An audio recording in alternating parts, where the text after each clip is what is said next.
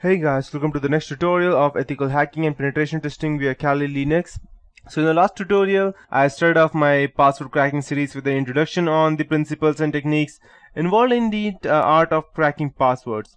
In the previous tutorial, I showed some specific tools and techniques for cracking Windows, online, Wi-Fi, Linux and even SMP passwords. And this series is intended to help you improve your skills in each of these areas and expand into some untouched areas. Very often hackers new to password cracking are looking for a single tool or technique to crack passwords, but unfortunately in reality that does not exist. Like they show in the movies that you cannot just go ahead and type something 2-3 line of code and you can hack. That's not possible in the real world.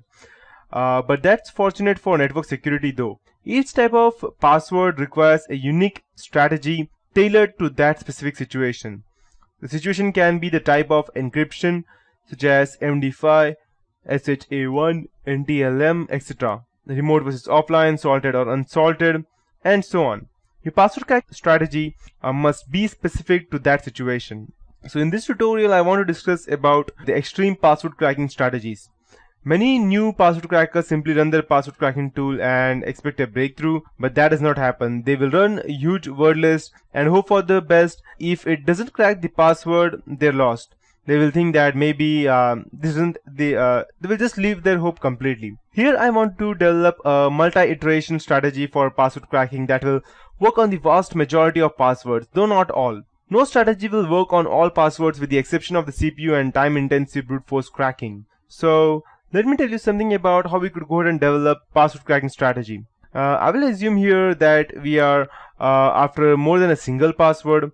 Generally, password cracking is an exercise of first capturing the hashes.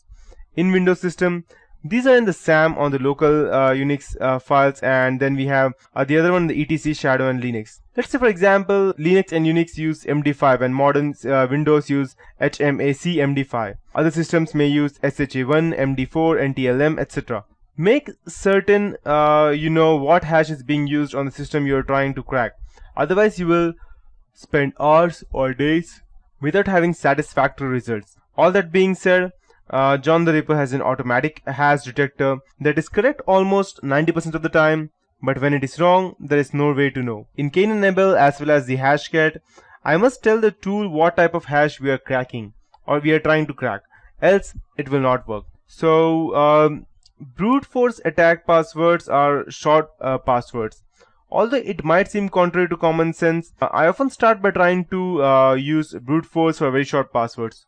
Although brute force of long passwords can be very time consuming, it can be days or weeks, but very strong passwords can be brute forced in a matter of minutes. And I start by trying to use brute force or 6 characters less. Depending upon my hardware, this can usually be accomplished in a matter of minutes or hours. In many environments, this will yield at least a few passwords. In addition, I'll also try to brute force all numeric passwords at this stage. Number passwords are the easiest to crack, and 8-character numeric password only requires that we try 100 million possibilities.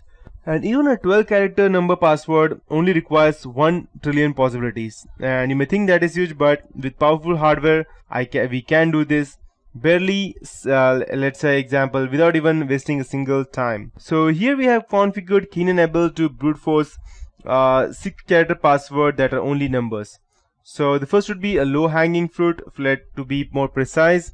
Once I have broken a few short passwords by brute force, I'll still likely have a file that has many hashes in it. If we're trying to compromise an institutional or corporate network, we usually only need to crack a single password to begin the network compromise. Although the user whose password is cracked may have limited rights and privileges, there are many ways to escalate privileges to system admin or root. This means that if we crack a single password on a network, we can likely take down the entire network. All of the above have been said, let's next go after any low-hanging fruit. That means let's go after these passwords that are easiest to crack. For instance, if we now use the institution that has a password policy that all passwords must be 8 characters. Many people will make their passwords the absolute minimum, that is just 8 characters. To attempt a quick and dirty pass on these hashes, simply choose a list of dictionary words that are 8 characters.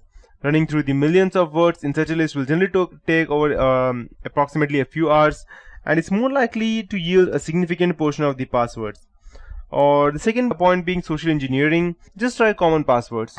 Human beings, although we think are unique, tend to think and act similarly, but we are just like a pack of animals. We follow the herd and act similarly. The same can be said for passwords. Users want a password that fulfills their organization's minimum password policy, but it's also easy to remember. That's why we will see passwords such as admin plus 123, admin @123, root @123, or something similar to that, or password @123, or hash, or one or two letters may change.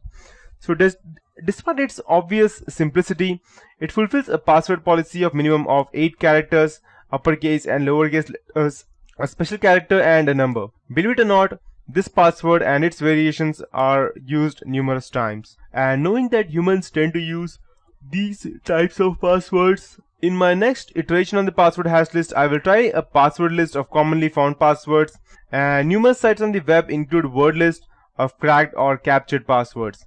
In addition, you might try scraping the web to capture as many passwords as possible. The step 4 would be to combine words with numbers.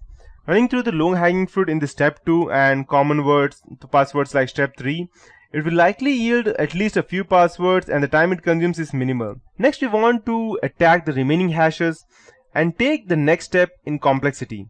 In this iteration, we will run the remaining hashes through a list. That's because the longer dictionary words and dictionary words with numbers are the toughest. Users, because they are forced to change passwords periodically, will often add the numbers to the beginning or the end of the passwords. Some of our password cracking tools like Hashcat and John the Ripper, they allow us to use rules to apply to word lists to combine words, append and prepend numbers, change case, etc. For hybrid attack, I usually crack 50% of the passwords in step 1 and step 4, but we have harder work ahead to crack the more intransigent passwords. These passwords will often include the special characters and combined words. This would include passwords such as, let's say for example, if I have passwords such as soccer mom, SOCC3RMOM, it will go ahead and crack that. If I want to write, let's say for next big thing, I would probably write N3XT B1GTH1NG. So these are literally strong passwords including special characters and numbers, but because they include variations of dictionary words, they're easily crackable and they're not that hard. After that, we need a password list that combines dictionary words with numbers and special characters. Fortunately, that is something that John the Ripper does automatically, but other password crackers such as Cain and Abel does not necessarily. Hashcat can be run with one of its many rule sets to combine words and special characters to your word list. In this tutorial, in the next tutorial, I'll be going ahead and using the combinator rule in Hashcat that adds uppercase characters to combine words. Finally, if all else fails, we are left with brute force to go ahead and crack the password. This can be very slow with a single CPU, but as I told you previously, 1000 CPUs can do much faster. Even when we are left with a brute force attack, we can be strategic about it. For instance, if you know that password policy is a minimum of 8 characters, try brute forcing with just 8 characters. It will save you time and likely yield some passwords. In addition, you can choose your character set. Once again, if you know that password policy is uppercase, lowercase and a number, choose only those character sets to brute force. Finally, some password crackers like Hashcat have built-in policies that can choose to attempt the brute force method. These are similar to strategies that help by shaping your attacks based on the password construction protocol followed by a company group or name. These rules can be used in other password cracking tools such as John the Ripper, and here we will be seeing a list of rules in Hashcat as well. So in the end, it is very important to be successful at password cracking that you follow a systematic strategy. No matter what tool you are using that requires multiple iterations to crack the passwords. This strategy generally works from the passwords that are easiest to crack and the most difficult to crack as well. Of course, this strategy will be it will be dependent upon the tools you are using, the word list that you use, the password policy of the victim. Although I have laid out here my strategy as to how I work, yours may be different and it may be needed to adapted or changed according to the work environment that you're working in. So, and that would be it from my end for this tutorial. In the next tutorial, I'll be actually teaching you as to how we could actually go ahead and crack these passwords, and I'll go ahead and show you how I can go ahead and actually use the Meterpreter prompt to crack my Windows password. And that's it for this tutorial.